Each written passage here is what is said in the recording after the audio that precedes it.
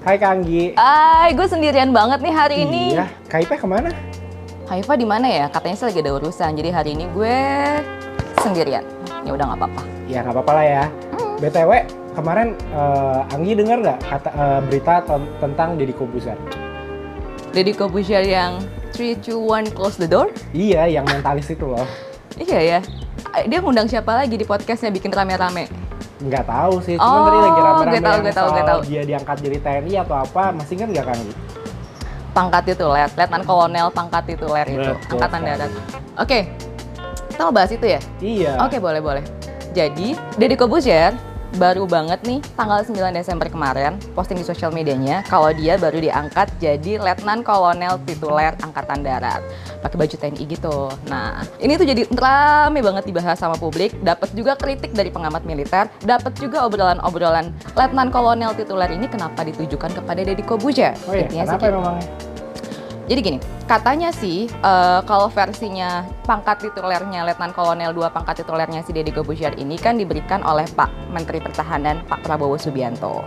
Nah, kalau menurut juri bicaranya Pak Menhan, Pak Daniel Ahsan Simanjuntak, bilangnya oke, karena followersnya banyak banget di podcastnya gitu juga sama di sosial medianya, dan Deddy dinilai punya kapasitas berkomunikasi yang baik di media sosial, mungkin juga nggak cuma di media sosial tapi dalam kehidupan sehari-hari, diberikanlah nih pangkat kolonel tituler kepada Deddy Corbuzier.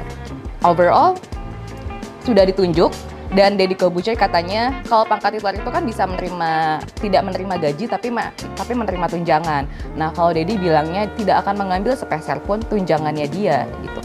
Kalau pangkat tituler ini kan juga sudah diatur ya dalam undang-undang. Dalam bab 3 peraturan pemerintah nomor 36 tahun 1959, pangkat-pangkat militer khusus kayak tituler dan kehormatan itu tercantum di pasal 6, di mana orang yang dapat menerima pangkat tituler adalah mereka yang bukan berasal dari militer, sukarela, atau militer wajib. Jadi ya orang-orang sipil bisa banget. Kayak tadi, ada juga beberapa orang dari sipil yang pernah menerima pangkat tituler. Let's say kayak Pakubuwono 10, kemudian ada Hamengkubuwono 8 dan 9, terus juga ada Nugroho Noto Susanto sampai Idris Sardi. Oh gitu toh rame-rame soal Deddy Corbuzier. Ngomongin soal rame-rame Nggi, kemarin tuh juga rame soal KPU sampai masuk ke breaking news itu ada apaan sih? Oh iya, semalam IO-nya pemilu nih, event organizer pemilu KPU tuh baru aja menggelar pengundian nomor urut untuk partai politik untuk mengikuti pemilu 2024. Itu sih yang bikin rame-rame. Nah, tapi masalahnya juga rame Wikan karena pengundian nomor urut ini jadi pro kontra nih di masyarakat, terutama juga untuk partai-partai politik yang which is mereka yang bakal berkontestasi di pemilu 2024.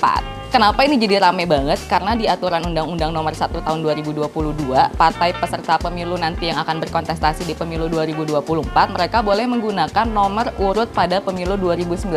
Dan ini kan nomor urut ini ada juga yang pertanyakan, emang seberapa penting sih nomor urut partai politik?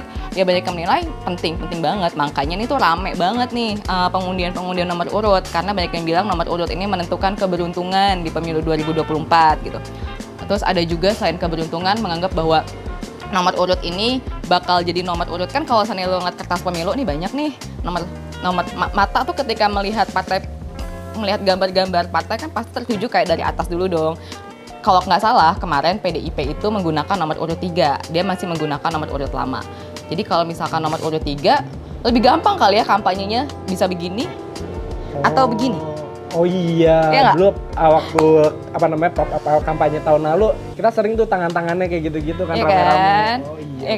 Iya kan. Nah, tahap pemilu yang lolos ke legislatif alias DPR kemarin bisa menggunakan nomor urut yang lama di pemilu 2019 atau mereka juga bisa untuk memilih pengundian nomor urut baru. Jadi dikasih privilege nih ke partai-partai yang lolos di DPR kemarin untuk lo mau pakai nomor urut baru ikut pengundian atau lo mau pakai nomor urut yang sebelumnya.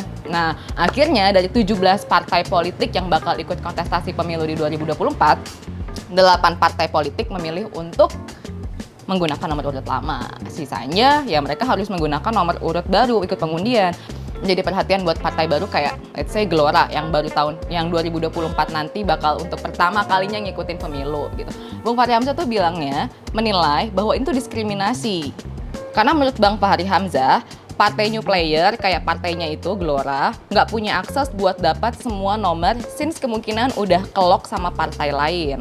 Jatuhnya jadi kayak dapat sisaan. Makanya dia menyebutnya aturan di pemilu selanjutnya nggak boleh ada lagi hal kayak gini. Tapi kan ya udah diatur dalam undang-undangnya nomor 1 tahun 2022 tadi gitu. Nah, misalnya ya ada beberapa dari 17 partai politik ada 8 parpol yang menggunakan nomor urut lama di pemilu 2019. Let's say kayak nomor urut 1 tahun 2019 lalu ada PKB. Dan sekarang PKB menggunakan nomor urut 1 lagi di 2024 nanti gitu. Di nomor urut 2 itu ada Gerindra. Jadi ya nanti gue nggak tahu mungkin kampanyenya bakal plus 2 gitu. Ada juga PDIP di nomor urut 3 gitu atau 3 enggak 3. Oh iya benar. 3. Kayak banteng gitu. berarti ya kayak 3 Ada gitu 3. ya. Iya pokoknya gini gini.